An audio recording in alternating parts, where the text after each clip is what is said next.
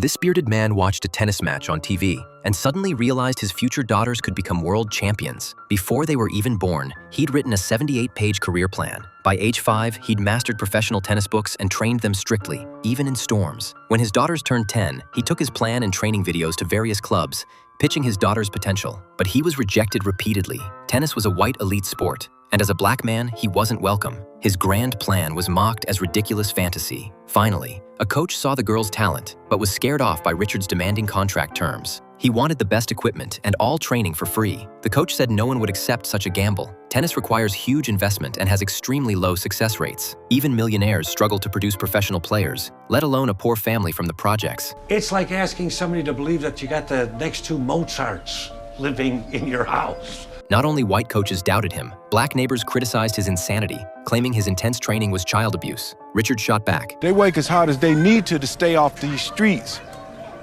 I'm in the champion raising business. I got a book about to come out soon. Maybe I'll give a copy to your daughter.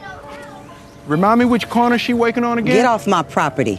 Skepticism couldn't stop his training. He believed in his daughter's talent and his methods. They bonded through tennis, built arm strength by throwing rackets, and practiced accuracy with bowling rules. Daily training under blazing sun refined their skills, filled their lives with warmth, and strengthened family bonds. But troublemakers constantly disrupted this peace. Thugs harassed his older daughter while she did homework during practice. Usually, Richard would end training and rush away, but this time he hesitated. Fatherly instinct drove him to confront them. He condemned them morally and warned them sternly, but this only escalated their aggression. As his daughters watched in worry, Richard was beaten badly. Rather than diminishing his stature, this sacrifice made him even more heroic in their eyes. In the car, Richard told them how he'd been bullied as a child, while his inadequate father just watched. "I didn't have a father's protection, but you do. I didn't get respect, but someday you will." At home, he didn't mention the beating to his wife, instead, sharing joy about their daughter's improving skills. Before bed, he encouraged their dreams. You know, one day not too long from now, somebody gonna hand you girls a check for $1 million.